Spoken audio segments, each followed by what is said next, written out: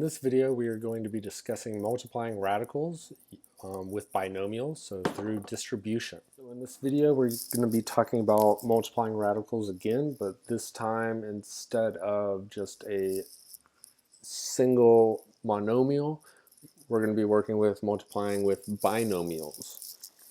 So you're used to multiplying using the FOIL method or distribution, whatever you may call it. And that's technique is going to be the exact same. So we're going to use that distribution along with what we just learned or relearned about multiplying radicals. So that means that I'm going to be taking this square root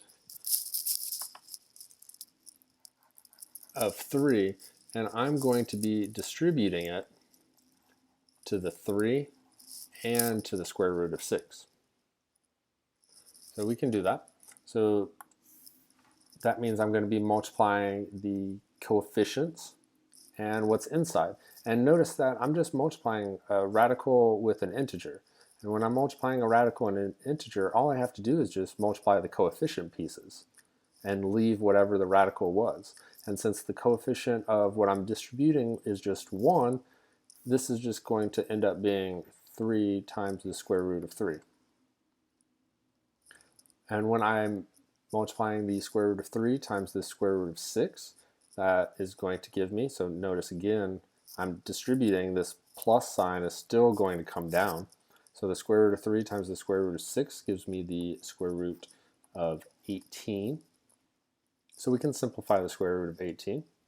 I see that the perfect square of 9 is inside of that. So this is just going to be 3 root 2.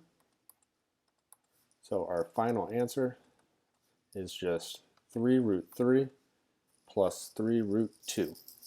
So if I could go further, I would. So like if those, for some reason, those two radicals or radicands and indices are the exact same, then I would need to add them together.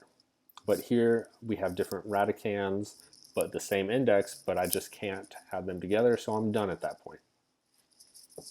So let's look at another example. So here we have two binomials being multiplied together. So we have the quantity of 3 plus the square root of 3 times the quantity of 3 minus 4 root 3. So again, all you're doing is doing a distribution problem, or a FOIL, where FOIL was first, outer, inner, last. All you're doing is distributing. You're taking that first term, so you're taking this 3, and you're going to multiply it to the first term here, and then the last term.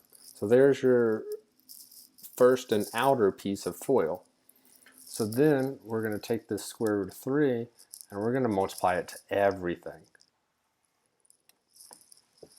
So that is your FOIL. You have your first, you have your outer, you have your inner, and you have your last. So there's your FOIL. In case you didn't know where it actually comes from, all you're doing is just distributing it, and someone came up with some nice words to attach to it. So let's do that. So let's start with that first one. So we have 3 times 3. Well, 3 times 3 is just 9. We have 3 times a negative 4 root 3. So again, we're just multiplying the coefficient and that integer together. So 3 times negative 4 gives me negative 12 root 3. So then we can do the inside piece. So we have a square root of 3 times this 3. So that gives me a positive 3 root 3.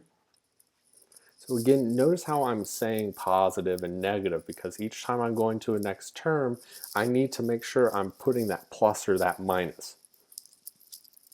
So multiplying that positive root 3 times that positive 3, that gives me a positive 3 root 3. So I'm adding 3 root 3. And the last piece, we have the square root of 3 times a negative 4 root 3.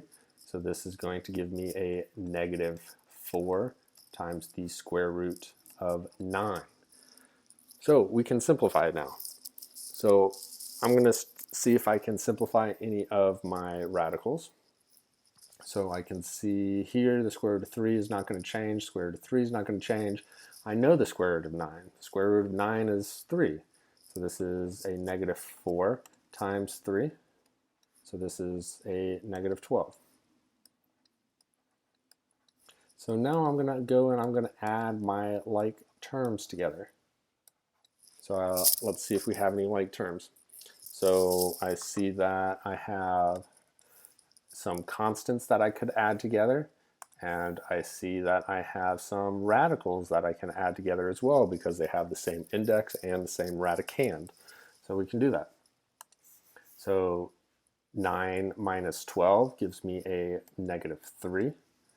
A negative 12 plus a 3 gives me a negative 9 root 3. Because again, when you're adding, you're just adding the coefficients together and you're leaving the radicals. So that is it. That is the answer to this problem. Negative 3 minus a 9 root 3. So not all of these problems are going to simplify this far. So just be aware of that. Just make sure that you're always looking that if you can simplify, you must simplify. So I have 2 u tries for you to try.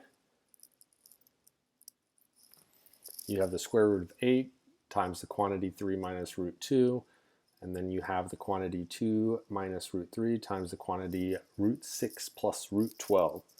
So again, as a precaution, if you can simplify a radical now, go ahead and simplify that radical now. It will make it a lot easier for you later. So pause, try these two out. All right, so on the first one, you should have had 6 root 2 minus 4. And on the second one, you would have had 2 root 6 plus 4 root 3 minus 3 root 2 minus 6, or any kind of order over there. So a plus b is the same as b plus a. So if you had your negative 6 first plus the other ones, that's fine. Just know that it's those numbers that are important with their respective signs.